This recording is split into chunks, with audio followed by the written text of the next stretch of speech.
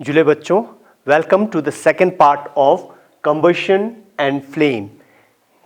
Combustion and flame first part में हमने combustion के बारे में डिटेल में पढ़ा था। आज हम जानेंगे कि कंबशन के लिए क्या चीज़ ज़रूरी है। ओके बच्चों, आप मान के चलिए कहीं किसी के कपड़े में आग लग गया हो। कहीं किसी के कपड़े में जब आग लग जाता है तो उसको बुझाने के लिए हम क्या करते हैं, जल्दी जल्दी उसको कंबल में लपेट लेते हैं। ओके बच्चों, अब देखो बच्चों, दूसरा ये जो हमारा फ्लेम, ये हमने फर्स्ट पार्ट में भी देखा था। जब हमारा एक कैंडल पे फ्लेम होता है, ये हमारा कैंडल जल रहा है, कैंडल हमारा फ्लेम है। अब इस कैंडल पे अगर मैं ये बीकर मैंने इस पे उल्टा रख दिया है, अब बीकर इसके ऊपर रख दिया है तो ये हमारा कैंडल जो है, कैंडल हमारा बुझ गया है। तो अब हमने ये जाना कि जब हमारा कंबस्ट होता है तो एयर बहुत जरूरी है। जब हम किसी के कपड़े में आग लग जाए तो हम उसको कंबल लपेट लेते हैं। कंबल लपेटने की वजह से उसका जो है ऑक्सीजन का जो एयर का कांटेक्ट जो है वो फ्यूल के साथ हम कट कर देते हैं, जिसकी वजह से हमारा जो आग जो जल रहा हो वो बुझ जाता है। और बहुत बार आपने ये देखा होगा बच्चों, कहीं हमारा घर पे या कहीं पे आग लगा है तो आप लोग क्या करते हो, जल्दी जल्दी जाके आप पानी फेंकते हो, या आपने आपके इर्द गिर्द कहीं फायर ब्रिगेड है तो फायर ब्रिगेड वाले क्या करते हैं, फायर ब्रिगेड वाले पानी लगाते हैं आग को बुझाने के लिए। तो वो पानी क्यों लगाते हैं बच्चों? ठीक है, वो पानी क्यों लगाते हैं? क्या आपको मालूम है वो पानी से आग क्यों बुझ जाता है? पानी लगाने से आग क्यों बुझ जाता है?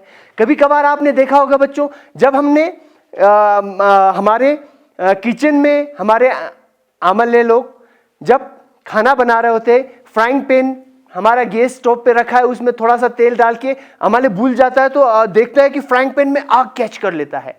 ऐसा भी एक्सीडेंट होता है। तो ये आग कैसे हो रहा है, ये कंबशन क्यों हो रहा है? ओके बच्चों, अब जो हमने किया, जो हमने फर्स्ट एपिसोड में जो आपने देखा था कि जो हमारा कंबस्टेबल जो है, वो कंबस्टेबल सब्सटेंस जो है वो कब कंबस्ट होता है, उसमें आग कब लगता है बच्चों? तो ये जानने के लिए हमें ये मालूम होना चाहिए कि उस सब्सटेंस को आग लगने, वो फायर कैच करने के लिए एक पर्टिकुलर टेम्परेचर चाहिए होता है बच्चों। जब उस सब्सटेंस को वो टेम्परेचर अगर मिल जाए तो उस टेम्परेचर पे वो आग कैच कर लेता है बच्चों, वो कंबस्ट हो जाता है, ऑक्सीजन के साथ रिएक्ट हो जाता है बच्चों। तो उस टेम्परेचर को, जिस टेम्परेचर पे हमारा सब्सटेंस जो है फायर कैच करता है, उस टेम्परेचर को हम इग्निशन टेम्परेचर कहते हैं बच्चों। क्या कहते हैं? Ignition temperature. उस टेम्परेचर को हम इग्निशन टेम्परेचर कहते हैं। और हर एक मटेरियल का अपना अपना एक इग्निशन टेम्परेचर होता है बच्चों। जैसे मैंने ये माचिस से हमने ये कैंडल जलाया है। अब माचिस से जब मैंने हमने ये कैंडल जला दिया बच्चों। अब जब हम कैंडल जला दे हैं तो अगर मैं यहां पे एक पेपर ले लूं, ठीक है बच्चों, एक पेपर ले लूं और एक वुड ले लूं। अब इन दोनों को मैं अगर आग पे लगाऊं तो हम क्या देखते हैं, ये वुड जो है आग पकड़ने में थोड़ा टाइम लग रहा है और ये जो हमारा पेपर जो है एकदम आग पकड़ रहा है। तो इससे हमें क्या मालूम होता है कि पेपर का जो इग्निशन टेम्परेचर है वो कम है और वुड का ignition temperature as compared to the paper ये थोड़ा ज्यादा है। इसीलिए वुड को आग लेने में थोड़ा सा टाइम लग रहा है। ठीक है बच्चों, तो अब ये जो मेरे हाथ में मैच स्टिक है बच्चों, मैच स्टिक मेरे हाथ में है। अब इस मैच स्टिक में आग क्यों नहीं लग रहा है? अभी आग लगना चाहिए, ये तो आग लगाने के लिए है, ये तो सामान ही है आग लगाने का। अब इसमें क्यों नहीं आग लग रहा है? एट रूम टेम्परेचर इस पे आग नहीं लग रहा है। ठीक है बच्चों, जैसे ही मैं इसको इस मैच बॉक्स के साथ स्ट्राइक करता हूं, जैसे ही इसको मैं मैच बॉक्स के साथ स्ट्राइक करता हूं तो यहां पे आग ले लेता है बच्चों। तो क्या होता है कि ये जो मैच स्टिक जो हमारा बना है, ये कुछ ऐसे मटेरियल से बना है जिसका जो इग्निशन टेम्परेचर जो है रूम टेम्परेचर से थोड़ा सा ज्यादा है। तो जैसे ही मैं इसके साथ इसको फ्रिक्शन करता हूं तो यहां पे एक फ्रिक्शन होता है, फ्रिक्शन होने की वजह से यहां पे इसका टेम्परेचर हल्का सा राइज हो जाता है और ये मैच स्टिक कैच कर लेता है बच्चों। अब इस मैच स्टिक का अगर हिस्ट्री हम जानने की कोशिश करें तो ये 500 इयर्स बैक, ये बहुत पुराने टाइम से हम इसको यूज कर रहे हैं। जो हमारा इजिप्ट में जो इजिप्शियन थे वो इस मैच स्टिक को यूज करते थे बच्चों, मगर उस टाइम में वो लोग क्या करते थे, वो एक पाइन वुड लेता था और पाइन वुड को सल्फर में डिप करके उस सल्फर का डिप किया हुआ वो उनका मैच स्टिक होता है। अब जो हमारा ये मॉडर्न मैच स्टिक है इसको बने 200 साल ही हुआ है बच्चों, 200 साल पहले ही बना है। अब ये मैच स्टिक को अगर आप अच्छी तरह से देखोगे तो इस मैच स्टिक का जो हेड जो है, इसको अच्छे तरह से देखोगे तो यहां पे कुछ लगा है बच्चों, ये कुछ है। तो ये क्या चीज है? हाँ बच्चों, ये क्या चीज है? ये एक केमिकल, मिक्सचर ऑफ केमिकल है बच्चों। ठीक है बच्चों, इसमें क्या है? एंटीमोनी ट्राइसल्फेट, पोटेशियम क्लोराइड और व्हाइट फास्फोरस, ये इन केमिकल्स को मिक्स करके थोड़ा सा इसमें ग्लू डाल के, इसमें स्टार्च थोड़ा डाल के एक सूटेबल वुड के ऊपर, एक वुड स्टिक के ऊपर इसको चिपकाया है बच्चों। अब जब इसको हमने चिपका दिया है, जब ये किसी रफ सरफेस पे स्ट्राइक करेगा तो इसमें जो है, इसमें क्या क्या केमिकल था याद है बच्चों?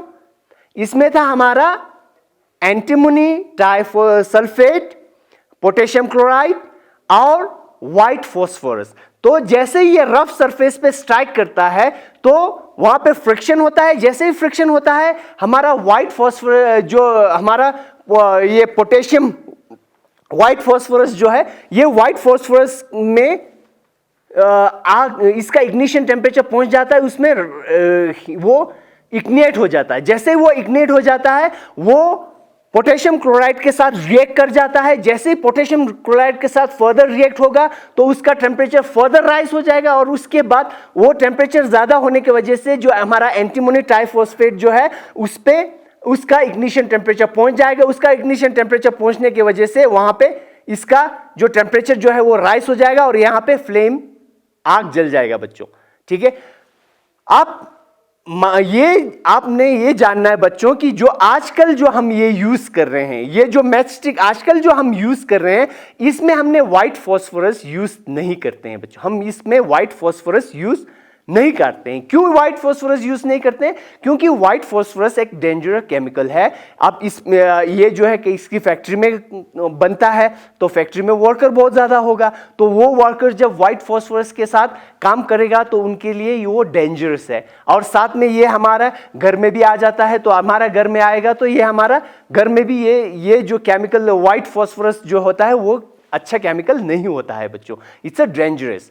सो इसीलिए आप आजकल के जो मॉडर्न मैच स्टिक है, इस मॉडर्न मैच स्टिक के इस हेड में हमारा एंटीमोनी ट्राइफॉस्फेट होता है, पोटेशियम क्लोराइड होता है, बस ये दो होता है। इन दोनों को ग्लू में मिक्स करके थोड़ा सा स्टार्च डाल के इस सूटेबल एक वुड स्टिक के ऊपर लगाया होता है बच्चों।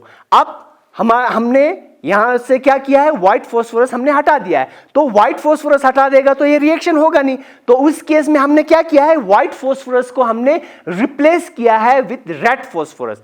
अब रेड फास्फोरस और हमारा ग्लास पाउडर जो है हमने थोड़ा सा इस पे लगा दिया है। अब ये मैच बॉक्स पे लगाया है, इस स्टिक पे नहीं लगाया है बच्चों।